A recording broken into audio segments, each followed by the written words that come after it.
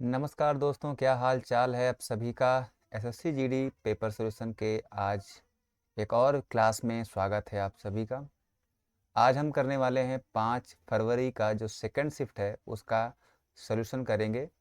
Total 20 को सवाल रहेंगे और 20 सवालों को हम बहुत ही शानदार तरीके से समझते हुए, कॉन्सेप्ट को रिवाइज करते हुए आगे बढ़ेंगे और सारे के सारे सवालों को करेंगे।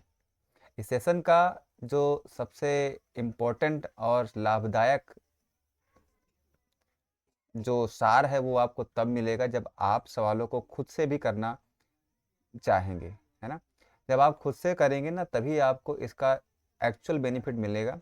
तो इसलिए सबसे पहले सवालों को खुद लगाया करिए, उसके बाद जाके आप आंसर को देखा करिए, सॉल्यूशन को देखा करिए, ठीक है ना। और अंत में फिर से वही एक बात कि आप लोग जो है चैनल को थोड़ा सा सब्सक्राइब करें, लोगों तक शेयर करें और अपना स्कोर ज़रूर साझा करेंगे, ठीक है ना। चलिए बढ़ते हैं अब हम अपनी क्लास की ओर और शुरू करते हैं। एक एक करके सभी सवालों को देखेंगे, है ना। तो पहला क्वेश्चन आपके सामने है। पहला सवाल चाल समय दूरी का है। कह रहा कि 170 मीटर और 480 मीटर लंबी दो रेलगाड़ियां एक ही दिशा में 70 किलोमीटर प्रति घंटा और 80 किलोमीटर प्रति घंटा की चाल से गतिमान है। पीछे से आ रही तेज चाल वाली रेलगाड़ी द्वारा दूसरी रेलगाड़ी को पूरी तरह से पार करने में कितना समय मिनट में पूछ रहा लगेगा। ठीक है, ये सारे ऑप्शन हमारे सामने लिखे हुए हैं। तो कैसे करेंगे इस सवाल को पहले समझ लेते हैं। देखिए, दो रेलगाड़ियां हैं, एक की स्पीड 70 की है, दूसरे की 80 है। इसने कहा है कि तेज चलने वाली रेलगाड़ी स्लो वाली को।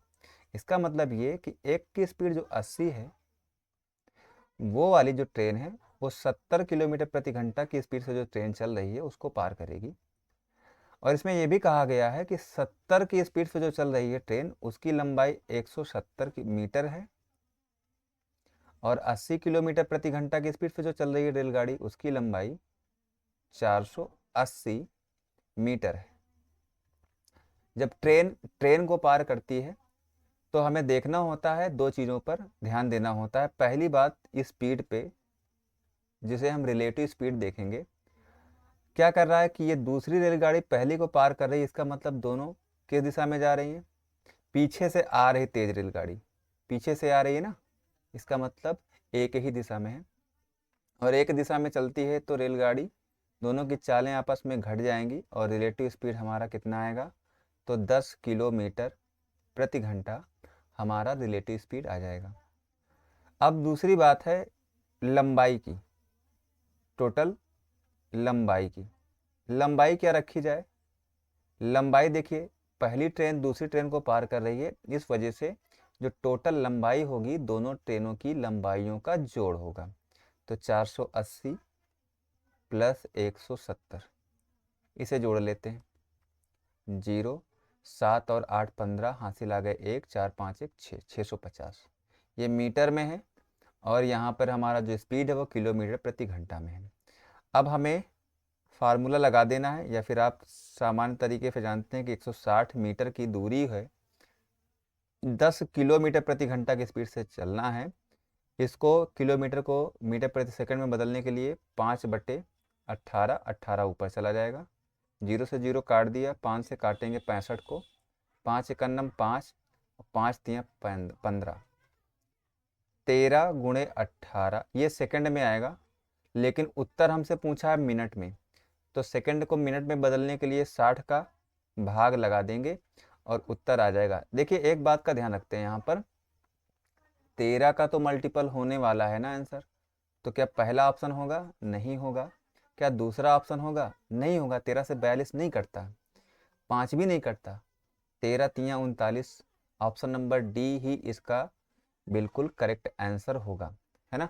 बाकी आप इसको हल करेंगे तब भी यही उत्तर आ जाएगा।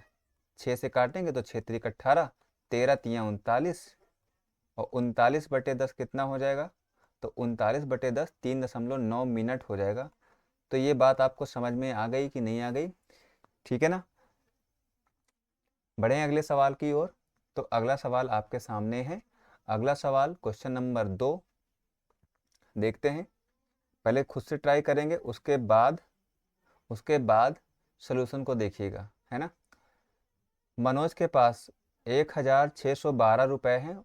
उसने इसे अपने पुत्रों आनंद और अनिल को बीच बांट दिया है तथा उन्हें इसे वार्षिक रूप से चक्रवृद्धि होने के लिए 8% ब्याज की दर से यह देखा गया कि आनंद और अनिल को क्रमशः 13 और 14 वर्ष बाद समान धनराशि प्राप्त हुई। ठीक सेम सवाल, ये हर सेट में एक एक सवाल आया है। तो चलिए जल्दी से लगा लेते हैं, है ना, जल्दी से लगा लेते हैं। आनंद और अनिल, आनंद और अनिल, आनंद और अनिल, ठीक है, शॉर्ट में लिख दिया हमने। इनका रेशियो बना लेते हैं सीधा सा। कैसे बनेगा, देखिए, जिसका समय ज़्यादा है ना, जिसका समय ज़्यादा है ना, उसको ऊपर रख देंगे 108/100। अगर ये चीज़ समझ में नहीं है कैसे हमने जल्दी लिख दिया, तो वो यहाँ पे हम दिखा देते हैं आपको। हमने कहा आनंद को x मान ले, अगर इस आनंद को x मान ले और अनिल को y मान ले, तो x ने अपना पैसा रखा है 1.0 टाइम हो जाएगा हर साल 13 वर्ष के लिए, और y भी 1.08 टाइम हो जाएगा 14 वर्ष के लिए। ये दोनों कट जाएगा यहाँ से, तो बनेगा x बटे वाई 1.08/100, सॉरी नीचे कुछ नहीं आएगा। और जैसे ही यहाँ से हम पॉइंट को हटाएंगे, नीचे 100 आ जाएगा, है ना। ये हमने डायरेक्ट लिख दिया, क्योंकि पीछे हमने कई सारे सवाल लगा चुके हैं ना इस तरीके के, तो जल्दी से लिखना सीख लिया हम लोगों ने। तो इसको हल करेंगे, और इसके ज़रिए हमको किसका पूछ रहा है, आनंद का पूछ रहा, मतलब 108 का पूछ रहा, 108 का पूछ रहा। टोटल कितना हो गया, 208, 1612, ये हमारा 208 के इक्वल है। हमें 108 की वैल्यू बतानी है ना। तो 108 का मतलब 9 से डिवाइड हो जाएगा। तो ज़रा ऑप्शन को देखते हैं, कौन कौन सा ऑप्शन ऐसा है जो 9 से कट जाएगा, है ना। पहला ऑप्शन देखें, 9 से कटेगा क्या, 8 1 9, और यहाँ बचेगा 6, ये नहीं कटेगा। इसको देखिए ज़रा, ये कट जाएगा, ये तो नहीं कटेगा। क्या ये कटेगा, 7 7 14 5 19, 14 5 19, ये भी नहीं कटेगा। इसको ज़रा देखिए, 8 7 5 12 12 8 20, ये भी नहीं कटेगा। तो कौन सा ऑप्शन कटेगा केवल 9 से, ऑप्शन नंबर बी कटेगा। बाकी आप इसे हल करेंगे तब भी उत्तर यही आएगा। चलिए हम हल करके दिखा भी देते हैं। 104, और ये हमारा आएगा 2 पंचे 10, 2 चौके 8। फिर से काटते हैं 4 से, 4 दूना 8, 6 चौको 24, 4 चौके 16, 0 4 3 12, है ना। अभी किससे काट देते हैं, 2 से काटेंगे, 13 आएगा। तो यहाँ पे आ जाएगा हमारा 27, 13 से कट जाएगा क्या, 13 3 39, और 13 कन्नम 13, है ना। देखिए लास्ट में 7 आ रहा है, 31 गुणे 27। हल करेंगे, आंसर हमारा ऑप्शन नंबर बी ही आएगा। क्लियर है बात, ठीक है ना। तो बढ़ते हैं अगले सवाल की ओर। अगला सवाल बोर्ड मास का है, बिल्कुल सिंपल सा।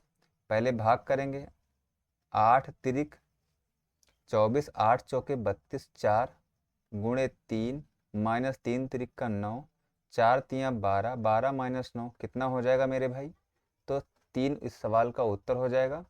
3 इस सवाल का बिल्कुल करेक्ट उत्तर हो जाएगा। चलिए बढ़ते हैं अगले सवाल की ओर। बहुत ही शानदार सवाल है सामने आपके, है ना। कह रहा कि एक शर्ट की कीमत 15% की वृद्धि हुई, 12% की कमी हुई, और एक बार फिर 8% की वृद्धि हुई। शर्ट की कीमत में वृद्धि या कमी परसेंटेज बताना है पॉइंट में, है ना। तो कैसे करेंगे, 3 परसेंटेज है इंक्रीज डिक्रीज का, 100 मान लिया। 15% अगर हम बढ़ा दें, तो 15% अगर हम बढ़ा देंगे तो मेरे भाई कितना हो जाएगा, कितना हो जाएगा, 15% बढ़ाएंगे तो 115 हो जाएगा, है ना।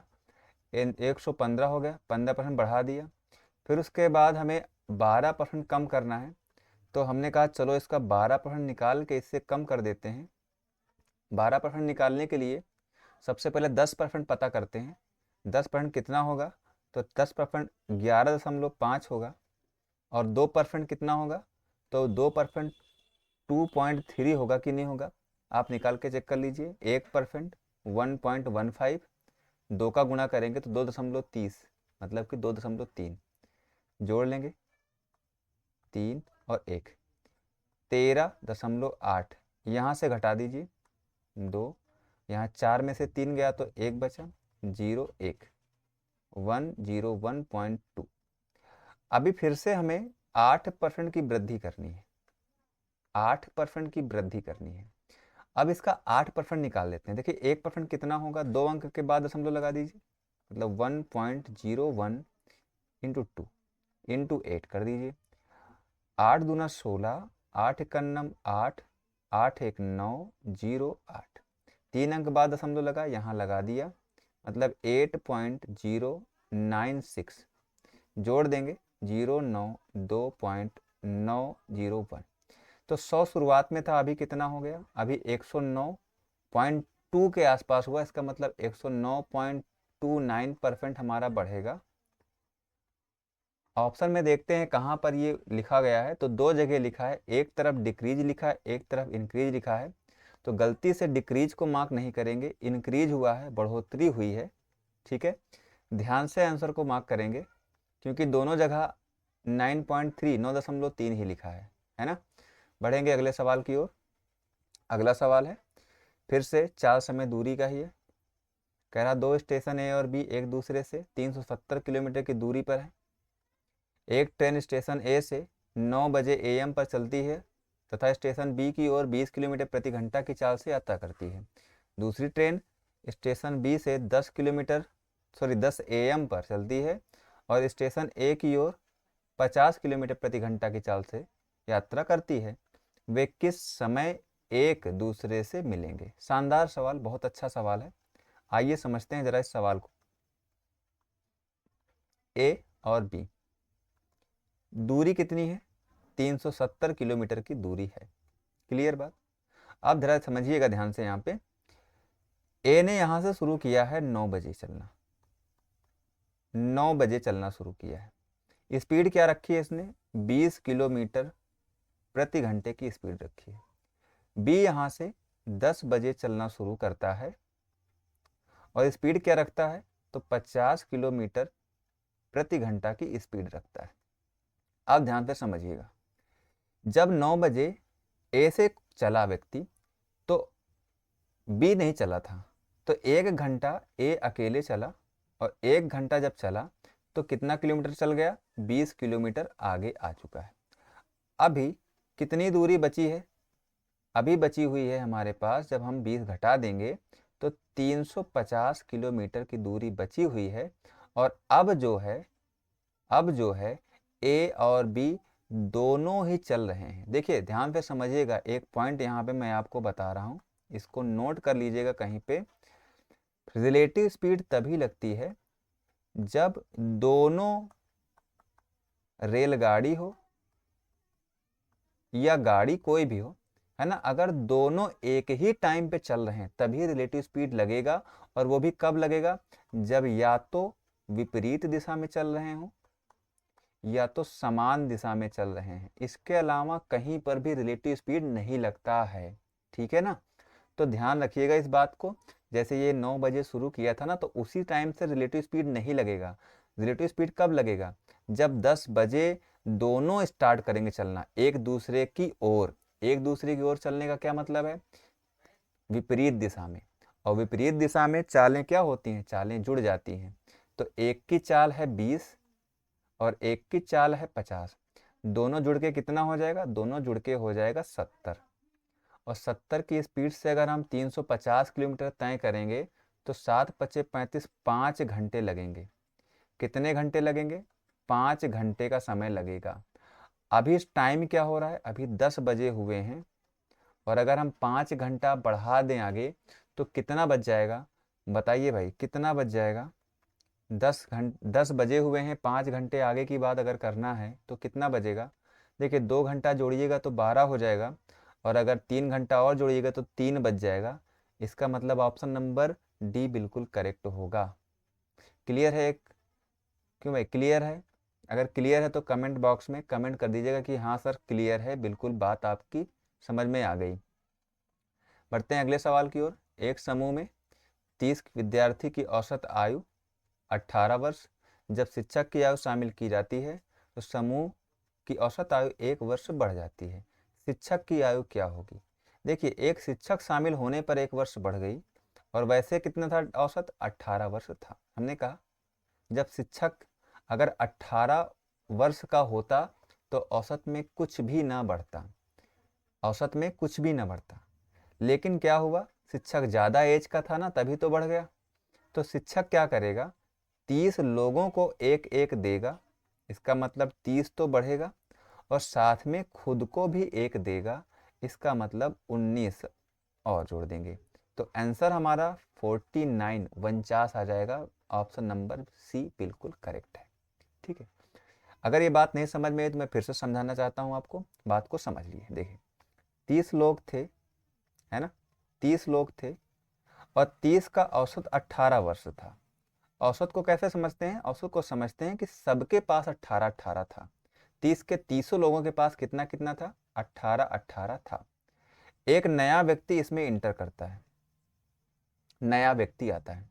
आप समझिए, अगर वो नया व्यक्ति 18 लेके आता तो औसत में कुछ भी बदलाव ना होता, जैसा था वैसा ही रहता। लेकिन क्या हुआ कि 18 लेके आता तो ना बढ़ता, लेकिन बढ़ गया, एक बढ़ गया। एक कब बढ़ेगा? जब 30 के 30 को एक एक दिया जाए, एक एक दिया जाए, कितने लोगों को? 30 के 30 को दिया जाए, और खुद को भी एक दे ले, तब जाके बढ़ेगा। तो इसलिए हमने क्या किया, हमने 30 गुणा 1 करके ये 30, और 18 खुद को दिया था और उसको भी हमने एक दे दिया, मतलब 19, दोनों को जोड़ देंगे तो आंसर हमारा सी बिल्कुल आसानी से आ जाएगा। ठीक है ना। अगला सवाल, अगला सवाल है, यदि F1 और F2 क्रमशः 2/7, 7/12 और 8 तथा 5/6, 4/3 और 10 के चतुर्थ अनुपाती हैं तो F1 F2 का अनुपात ज्ञात करो। देखिए, चतुर्थ अनुपाती कैसे निकालते हैं? चतुर्थ अनुपाती निकालने का मतलब है, अगर हमारे पास 3 अंक दिए गए हैं तो इसका चतुर्थ अनुपाती होता है A/B बराबर C/X, और हमें X निकालना है। ठीक है ना, X हमें निकालना है। इसे चाहें तो ऐसे भी लिख सकते हैं, इसे लिखना चाहें तो लिख सकते हैं BC/A बराबर X, BC/X, BC/A चतुर्थ अनुपाती के लिए। ठीक है ना। तो अब लिखते हैं यहाँ पे F1 अगर निकालना है तो ये हमारा हो जाएगा BC, ये है A, ये है B और ये हमारा C है। कह रहा BC कर दीजिए, मतलब 7/12 गुणे 8 और बटे में 2/7। इसको जरा हल करते हैं। 4 तियाँ 12 और 4 दूना 8, 7 दूना 14, और ये ऊपर जाएगा, मतलब 14 गुणे 7 बटे 3 गुणे 2। दूसरी तरफ F1 F2 को हल करते हैं। F2 भी हमारा होगा BC 4/3 गुणा में 10 बटे 5/6। इसको लिखते हैं, इन्हीं का रेशियो बनाना है, तो हो जाएगा हमारा 4 गुणे 10 गुणे 6 बड़े 3 गुणे 5। 3 से 3 कटा, 3 से 3 कटा, और देखिए ज़रा कौन कौन कट रहा है। 2 से काटेंगे, यहाँ 2 आएगा, 2 से काटेंगे यहाँ 7 आ जाएगा। ठीक है, 5 से काटेंगे तो यहाँ 2 आ जाएगा। और कुछ कट रहा है क्या? नहीं कटा। तो 7 सता 49 इधर बना, और इस तरफ बना 8 छंग 48। ये कहाँ लिखा हुआ है? तो ये ऑप्शन नंबर डी में लिखा हुआ है, और यही इस सवाल का उत्तर होगा। ठीक है ना। तो चतुर्थ अनुपाती हो गया, तृतीय अनुपाती हो गया, इसके सवाल थोड़ा सा अच्छे लेवल का है, बना के डाला गया है। देखिए, पेपर में ये सवाल थे थोड़ा सा कैलकुलेटिव, थोड़ा सा आपको अच्छे से करना पड़ सकता है ना। आइए अब अगले सवाल की ओर देखते हैं। यहाँ पे देखिए 2 आएगा, कितना है? 2 नहीं आएगा भाई, 6 आएगा। 6 से 6 कटा, 17 बचा यहाँ पे। यहाँ देखिए 4 से काट देते हैं, है ना। 16 चौके 64, 16 आ गया, तो 16 प्लस हो गया। 16 दूना 32, एक 31 यहाँ से मिला, प्लस 7 से इसको 13 सत्ते 91, 13 यहाँ से मिल गया। 13 गुणे 1, 13 एकन्नम 13। क्यों भाई, कहीं गलती हो रही है क्या? कहीं पे गलती हो रही है क्या भाई? एक मिनट, ज़रा फिर से मैं ट्राई कर लेता हूँ, हो सकता है कहीं गलत कर दिया हो हमने। ट्राई करते हैं फिर से ज़रा, क्या लिखा हुआ है। यहाँ पे आएगा 6, 6 से 6 कट जाएगा, बचेगा 17 प्लस 4 एकन्नम 4, 2, 6 चौको 24, 16 चौको 64, ठीक है। 32 1 33 गुणे 7 से काटो, 7 एकन्नम 7, 2 7 त्रिक 3 त्रिक 9, सॉरी गलत लिख दिया था हमने ना। 3 त्रिक 9, ऑप्शन नंबर सी में ही इकाई का अंक 9 है। आगे अब गुणा करने नहीं जाएंगे, बढ़ेंगे अगले सवाल की ओर। किसी निश्चित कार्य को करने के लिए ए और बी बारी बारी से एक एक दिन छोड़कर कार्य करते हैं। बी पहले दिन कार्य करना शुरू करता है। ए अकेले उस कार्य को 22 दिन में पूरा कर सकता है। यदि कार्य, एक मिनट, यहाँ पे तो कुछ लिखा ही नहीं है, डैश दिनों में पूरा हो जाता है, तो बी अकेले मूल कार्य का भाग कितने दिनों में पूरा करें। थोड़ा सा ये इनकम्प्लीट क्वेश्चन लग रहा है मुझे, ठीक है ना। थोड़ा सा यहाँ पे मिसिंग कुछ है ना, इस वजह से इस सवाल को मैं छोड़ रहा हूँ। आगे बढ़ते हैं। 4800 को राम, श्याम और कार्तिक के बीच में बांटना है, इस रेशियो में बांटना है। श्याम को मिलने वाली राशि क्या होगी, है ना। राम, श्याम, कार्तिक, श्याम का वैल्यू यहाँ पर 8 है, 8 से कटना चाहिए भाई। ये कटेगा क्या 8 से? नहीं कटेगा।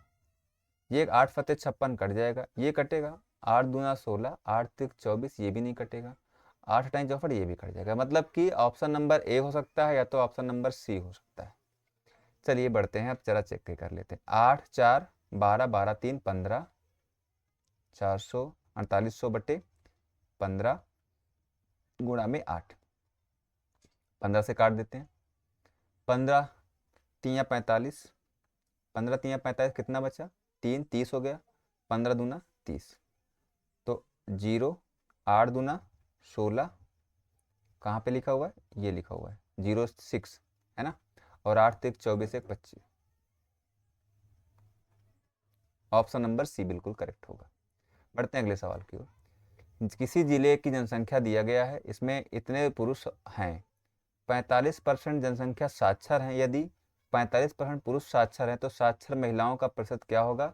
ये सवाल तो ओरली कर सकते हैं भाई, 45% ही उत्तर आएगा, ठीक है। 45% ही उत्तर आएगा। बात समझ में आ गई? क्यों 45? देखिए, ओवरऑल साक्षरता जो है 45% है, जिसमें से पुरुष अगर 45% है तो महिलाएं भी 45% होंगी, ठीक है। बढ़ते हैं अगले सवाल की ओर। अगला सवाल है, एक व्यापारी क्रय मूल्य से 20% अधिक मूल्य अंकित करता है तथा 20% की छूट देता है, लाभ या हानि प्रतिशत क्या होगा?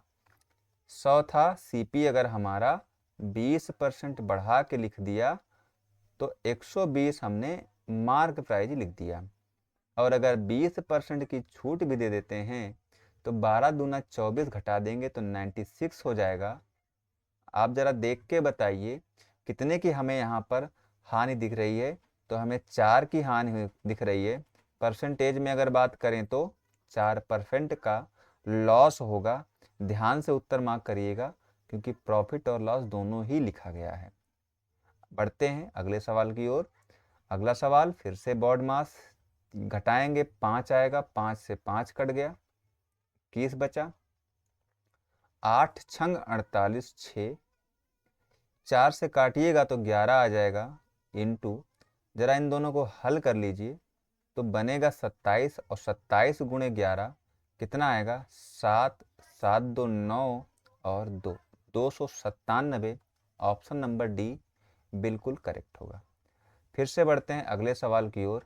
एलसीएम एचसीएफ दिया गया है, एक संख्या दी गई है, 6 से काटते हैं इस संख्या को, 6 चौके 24 और 4 से काट देंगे, 4 चौके 16, 4 दूना 8, 42 सवाल का आंसर, ठीक है ना। ये होता क्या है? एलसीएम इंटू एचसीएफ बराबर first number into second number होता है। इसी कॉन्सेप्ट का इस्तेमाल किया जाता है, ठीक है। बढ़े आगे। यदि घनाभ की लंबाई दुगनी, ऊंचाई आधी तथा चौड़ाई तिगुनी कर दी जाए तो इसका आयतन कितना हो जाएगा। घनाभ की लंबाई दुगनी मतलब लंबाई 1 थी तो 2 कर दिया गया, ऊंचाई आधी कर दी जाए, ऊंचाई अगर 2 थी तो 1 कर दिया जाए, चौड़ाई तिगुनी कर दिया गया मतलब 1 था तो 3 कर दिया गया। अब यहाँ पे ध्यान से देखिएगा, ये 2 इस 2 से कट गया, ये 1 इस 1 से कट गया, तो आयतन भी क्या हो जाएगा, आयतन हमारा 3 गुना हो जाएगा। ऑप्शन नंबर सी बिल्कुल करेक्ट होगा। बढ़ते हैं अगले सवाल की ओर। अगला सवाल आपके सामने कह रहा कि वार्षिक साधारण ब्याज की समान दर पर अमित 5400 की राशि का निवेश करता है और गोपाल 9400 की राशि का निवेश करता है। 6 वर्ष बाद अंत में गोपाल को अमित से 960 रुपये अधिक ब्याज प्राप्त होता है, तो वार्षिक ब्याज की दर ज्ञात कीजिए। देखिए 5400 एक इन्वेस्ट कर दिया, दूसरे ने 9400 इन्वेस्ट किया 6 वर्ष के लिए, तो हमने कहा अंतर अगर हमको 960 मिल रहा है तो ये अंतर कहाँ से आया होगा, ये अंतर यहाँ से आया होगा। तो ये अंतर कितने का है बताइए जल्दी से। तो ये अंतर 4000 का है या नहीं है। हमने कहा 6 से गुणा करना ही पड़ेगा, तो 6 चौको 24। अब एक बात बताइए, 24 से अगर हमको 96 लाना है तो 24 में कितने का गुणा कर दें, बोलो भाई कितने का गुणा कर दें। तो आप कहेंगे सर 4 का गुणा कर दीजिए बन जाएगा। तो हमने कहा ठीक है, हमने उत्तर भी लगा दिया, ऑप्शन नंबर ए 4 इस सवाल का बिल्कुल करेक्ट उत्तर होगा। ठीक है ना मेरे भाई। बढ़ते हैं आगे सवाल की ओर। अगला सवाल है, एक बेईमान दुकानदार अपने सामान को क्रय मूल्य पर बेचने का दावा करता है, हालांकि वह एक ऐसे बांट का उपयोग करता है जिसका वजन वास्तव में उस पर लिखे वजन से 21% कम है। क्या मतलब हुआ इसका 21% कम होने का? मतलब 1 केजी मतलब 100 ग्राम होना चाहिए था, पर उसमें लिखा है कितना, उसमें लिखा है 790 ग्राम लिखा हुआ है। कितना लिखा हुआ है? 790 ग्राम लिखा हुआ है। तो बताइए कितने का फायदा ले लेगा वो 210 का फायदा ले रहा है। 790 में इंटू 100, 0 से 0 काट देंगे तो बनेगा 2100/79। अब देखिए सभी जगह 79 लिखा हुआ है, 2 बार पहाड़ा भी गया हुआ है, तो हमने कहा 2 बार तो पहाड़ा जाएगा ही जाएगा। हम ऑप्शन को चेक करेंगे ना, पूरा लाने की कोशिश नहीं करेंगे। 2 9 18 हासिल 1, 7 दूना 14 15, और अगर हम 210 से घटा दें इसको तो 2 बनेगा, यहाँ 5 बनेगा 52 और पीछे एक 0 लगा दें। अब बताइए 79 में कितने का गुणा करें कि यहाँ पहुँच जाए। थोड़ी देर के लिए 79 को 80 मान के चलें। अगर 80 मान के चलते हैं तो 8 छंग 48 होता है और 8 सत्ते 56 होता है। सते जाएंगे तो ज़्यादा हो जाएगा, हमने कहा 6 बार लेके जाओ, बात एकदम बन जाएगी। तो ऑप्शन नंबर बी बिल्कुल करेक्ट है। बढ़ते हैं अगले सवाल की ओर। अगला सवाल आपके सामने महेश के पास फिर से सेम सवाल है भाई, क्या ही करना। देखिए ये सवाल फिर से आप लोगों के लिए होमवर्क है, और कमेंट आप लोग नहीं करते भाई, कमेंट करके बताइए। इसका आंसर हमको कमेंट में चाहिए। I need this questions answer in comment box. Okay, अगर जितने लोग कमेंट बॉक्स में अगर इसका उत्तर देंगे तभी मैं समझूंगा कि हाँ वाकई में वो पढ़ने वाले हैं, वरना वो पढ़ने वाले स्टूडेंट नहीं हैं। ठीक है ना। तो चलिए देखते हैं जरा कितने लोग कमेंट बॉक्स में कमेंट करते हैं, है ना। मैं चाहता हूं कि जितने लाइक हों उससे ज़्यादा कमेंट होने चाहिए इस सवाल के लिए। ठीक है ना। बढ़ते हैं अगले सवाल की ओर। अनवर, अमित और गोपाल का औसत वजन 45 केजी है। अनवर अमित का औसत वजन 43 है। अमित गोपाल का औसत वजन 42 है। तो अमित का वजन पूछ रहा है। आप बेसिक से चाहिए तो लगा दी, या फिर क्या करते हैं आप हमारा तरीका सीख लीजिए। 3 लोगों का औसत वजन दे दिया ना इसने, 3 लोगों का 45 है, और 2 लोगों का कितना है 43 है, अंतिम 2 लोग का कितना है 42 है। मेन औसत से ज़रा तुलना करते हैं, कितना कम है तो 2 कम है। कितने लोगों में कम है? 2 लोगों में कम है, तो 2 दूना 4, 4 की कमी आई यहाँ पे। मेन औसत से ये कितना कम है? कहेंगे आप 3 कम है। कितने लोगों में कम है? 2 लोगों में कम है, तो 3 दूना 6, -6 आ गया। इसको ज़रा हम जोड़ेंगे तो कितना आ जाएगा? माइनस का 10 आ रहा है। तो आंसर क्या हो जाएगा? आप कहेंगे सर 45 - 10 कर दीजिए, उत्तर एकदम तड़पता हुआ, फड़फड़ाता हुआ ऑप्शन नंबर डी आ जाएगा, जो इस सवाल का बिल्कुल करेक्ट आंसर होगा। बढ़ेंगे अंतिम सवाल की ओर। एक दुकानदार ने 500 में एक वस्तु खरीदी, 28% लाभ प्राप्त करने के लिए उसे उस वस्तु को किस मूल्य पर बेचना चाहिए? बहुत आसान सवाल। उत्तर तो भाई दिखना चाहिए। उत्तर किस किस को दिख रहा है? 500 को 28% से अगर बढ़ा दें तो 128/100। 0 से 0 काट दिया, 5 का गुणा कर दीजिए। 5 का गुणा जब भी करना हो तो मेरे भाई संख्या को करके आधा, पीछे 0 लगा दीजिए। तो 128 का आधा करिएगा तो 64 आएगा, पीछे 0 लगाएंगे तो 640। इस सवाल का उत्तर ऑप्शन नंबर सी बिल्कुल करेक्ट होगा। तो thank you for watching this video. उम्मीद है आपको सेशन बहुत पसंद आ रहा है। अगर पसंद आ रहा है तो वीडियो को लाइक करें, अपने दोस्तों के साथ शेयर करें, और इसी के साथ हम मिलेंगे आपसे अगली एक और एसएससी जीडी की पेपर सॉल्यूशन वीडियो में। तब तक बने रहिए, तैयारी करते रहिए। जय हिंद, जय भारत।